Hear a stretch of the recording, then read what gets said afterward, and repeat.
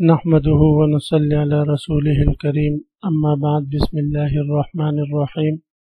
عزیز طلباء، آج ہم مختصر معانی الفن الثالث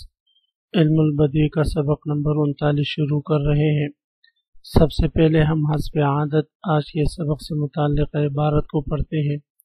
اس کے بعد پھر سبق کا خلاصہ اور آخر میں عبارت کا ترجمہ اور مختصر تشریح ہم پڑھیں گے۔ عزیز طلباء، آج کی سبق کی ابتدا وَمِنْهُ أي من المعنوی التفریع سے ہو رہی ہے۔ آپ حضرات عبارت پر توجہ فرمائیں۔ التفریع وَمِنْهُ أي من المعنوی التفریع وهو أن يثبت لمتعلق أمر حكم بعد إثباته أي إثبات ذلك الحكم لمتعلق له آخر على وجه يشعر بالتفريع والتعقيب احترازا عن نحو غلام زيد راكب وأبوه راكب كقوله أحلامكم لسقام الجهل شافية كما دماؤكم تشفي من القلب، وهو بفتح اللام شبه الجنون يحدث للإنسان من عض القلب الكلب ولا دواء له أنجح من شرب دم ملك كما قال الحماسي بنات مكارم وأسات كلم دماؤكم من الكلب الشفاء، ففرع على وصف بشفاء أحلامهم من داء الجهل ووصف بشفاء دمائهم من داء الكلب، يعني أنتم ملوك وأشراف وأرباب العقول الراجحة۔ محسنات معنویہ کی 21ویں قسم تفریع ہے۔ تفریع یہ ہے کہ ایثبت لمتعلق امر حکم بعد اثباته لمتعلق له آخر، کہ کسی شے کے متعلقات میں سے کسی متعلق کے لیے کوئی حکم ثابت کیا جائے، پھر اسی حکم کو مذکورہ شے کے کسی دوسرے متعلق کے لیے اس طریقے سے ثابت کیا جائے یشعر بالتفریع والتعقیب، جو تعقیب اور تفریع پر دلالت کرتا ہو، یعنی ایسے ادات کے ذریعے ثابت کیا جائے جو ادات تعقیب اور تبعیت پر دلالت کرتے ہوں۔ علی وجہ یشعر بالتفریع والتعقیب کا یہ مطلب ہے۔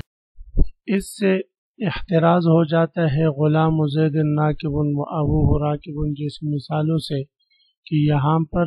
و ابوہ راکب مستقل جملہ ہے اور غلام زید راکب مستقل جملہ ہے۔ دونوں دو متعلقات یعنی زید کے دو متعلقات غلام اور اب کے لیے اگرچہ ایک حکم رکوع کو ثابت کیا ہے، لیکن یہ بطور تعقیب کے اور تفریع کے نہیں، اس لیے یہ واو آیا ہے دونوں کے بیچ میں، وہ مطلقاً جمع کے لیے آتا ہے، اس کو ہم تفریع نہیں کہہ سکتے۔ تفریع یہ ہے کہ ایک چیز کے دو متعلقات کے لیے حکم ثابت کیا جائے اور یہ حکم جو دو متعلقوں کے لیے ثابت کیا ہو تعقیب اور تفریع کی صورت میں ہو، کسی اور صورت میں نہ ہو۔ تفریع کی مثال میں مصنف علیہ الرحمہ نے علامہ جو ہے کمیت شاعر کا یہ شعر پیش کیا ہے، جو انہوں نے آل بیت رسول صلی اللہ علیہ وسلم کے تعریف میں کہا تھا، تو وہ کہتے احلامکم لسقام الجہل شافیۃ کما دماؤکم تشفی من القلب، تمہاری عقلیں جو ہے وہ جہالت کی بیماری کے لیے شفا ہے،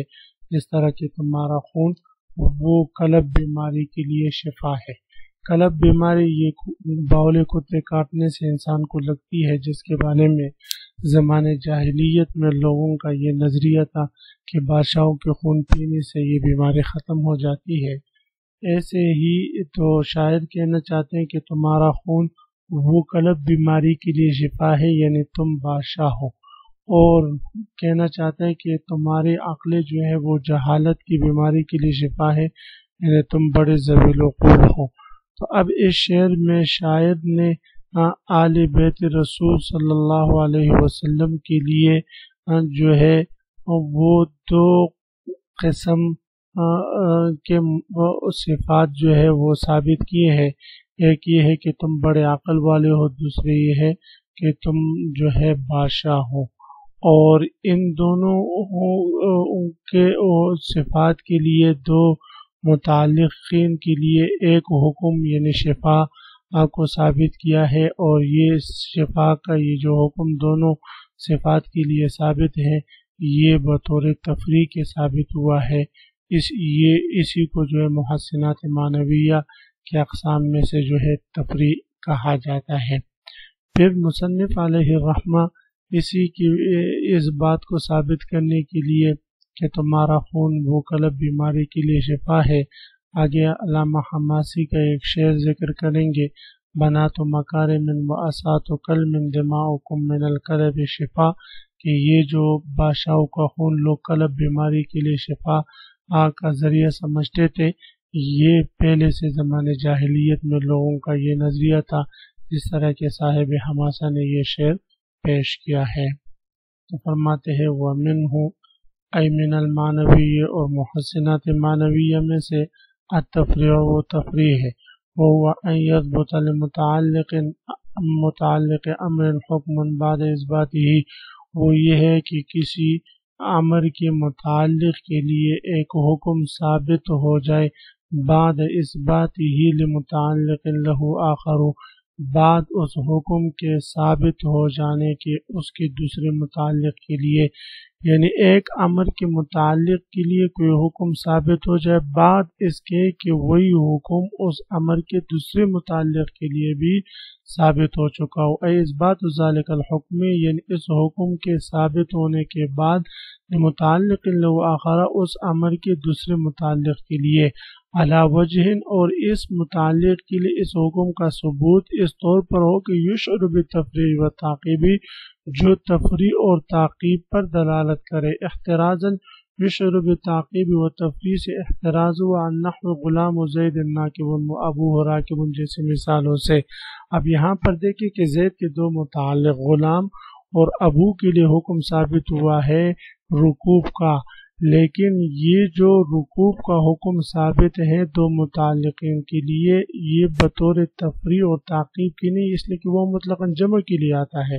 تو اس لیے اس کو ہم تفریع نہیں کہہ سکتے۔ اس لیے کسی نے کہا ہے کہ اگر اس کو تفریع اور محسنات معنویہ کی اس قسم میں شامل کرنا ہے تو پھر وَأَبُوهُ رَاكِبٌ کے بجائے فَأَبُوهُ رَاكِبٌ کہنا چاہیے، کا قولی، جس طرح کے شاعر کا یہ شعر ہے، احلامکم لسقام الجہل شافیۃ کما دماؤکم تشفی من الکلب، تمہاری عقل جہالت کی بیماری کے لیے شفا ہے جیسا کہ تمہارا خون قلب بیماری سے شفا دیتا ہے۔ اس شعر میں لفظ قلب جو ہے لام کے فتح کے ساتھ یہ ایک بیماری کا نام ہے جو جنون کے مشابہ ہے، اور انسان میں باول کتے کاٹنے سے یہ بیماری پیدا ہوتی ہے۔ پرانے زمانے میں اس بیماری کے بارے میں لوگوں کا خیال تھا کہ بادشاہوں کے خون پینے سے یہ بیماری جلد ٹھیک ہو جاتی ہے، تو شاعر نے پرانے زمانے کے لوگوں کے مذکورہ بالا خیال کہ قلب بیماری کا علاج بادشاہوں کا خون ہے، اس کے تائید میں پھر صاحب حماسہ کا یہ شعر پیش کیا ہے کہ بنات مکارم و اسات کلم دماؤکم من الکلب الشفا، تم بانی ہو اچھے اخلاق کے، و اسات کلم، اور طبیب ہو کلم زخموں کے، دماؤکم من الکلب شفاء، اور تمہارا خون قلب بیماری سے شفا دیتا ہے۔ تو اس شعر کے اس مصرے سے جو ہے شاعر نے لوگوں کے اس وہم اور اس کو جو ہے وہ ثابت کیا ہے۔ تو بہرحال اس شعر میں یعنی اس مذکورہ شعر میں شاعر نے جو ہے ممدوحین کی دو متعلقات ذکر کیے ہیں، ایک احلام اور ایک دماء، اور دونوں کے لیے جو ہے ایک حکم ثابت کیا ہے شفا کا، اور یہ شفا کا حکم ان دونوں متعلقات کے لیے اس کا ثبوت اس طور پر ہے کہ یہ ثبوت بطور تفریع کے ہیں، بطور تعقیب کے ہیں، کہ ان کا خون داء القلب کے لیے شفا ہے، اور ان کا جو وہ ہے عقل ہے وہ جہالت کی بیماری کے لیے شفا ہے، اور یہ ایک حکم دونوں کے لیے بطور تفریع کے ثابت ہوا ہے۔ تو تفریع سے یہاں مراد یہ ہے کہ دماغ کو احلام کے بعد ذکر کیا ہے، حاصل یہ کہ تمہارے خون کا داء القلب کے لیے شفا ہونے سے معلوم ہوتا ہے کہ تم بادشاہ اور اشراف ہو، اور تمہاری عقلوں کا جہالت کے لیے شفا ہونے سے معلوم ہوتا ہے کہ تم اعلیٰ ذوی العقول ہو۔ اور بفتح اللام شبہ الجنون، یہ قلب یہ لام کے فتح کے ساتھ جنون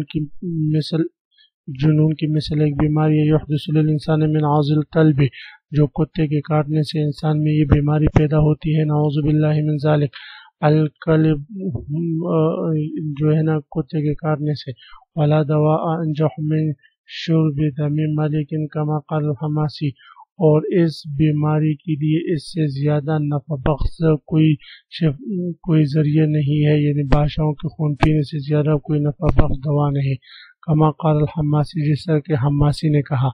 بنا تو مکارم، تم اچھے اخلاق کے بانی ہو، واسات و کل من زخموں کے لیے جو ہے دوا ہو، دماؤکم من القلب شفا، اور تمہارا خون جو ہے وہ قلب بیماری سے شفا ہے، ففر علی وصفہم بشفاء احلامہم، پس باز حاصل یہ ہے کہ اس مذکورہ شعر میں شاعر نے تفریق کر دی ہے علی وصفہم، ان کے وصف پر، بشفاء احلامہم من داء الجہل، کہ ان کے دو اوصاف پہ در پہ جمع کیے ہیں، بشفاء احلامہم من داء الجہل، پہلا وصف ان کے یہ جمع کیا ہے کہ ان کے جو عقل ہے اس عقل سے جہالت کو شفا مل جاتی ہے، ووصفہم بشفاء دمائہم من داء القلب، اور ان کا یہ وصف کہ ان کا خون جو ہے وہ قلب بیماری کے لیے شفا ہے، یہ دو وصف جمع کیے ہیں ایک دوسرے پر تفریق کر کے، یعنی انتم ملوک و اشراف، حاصل یہ ہے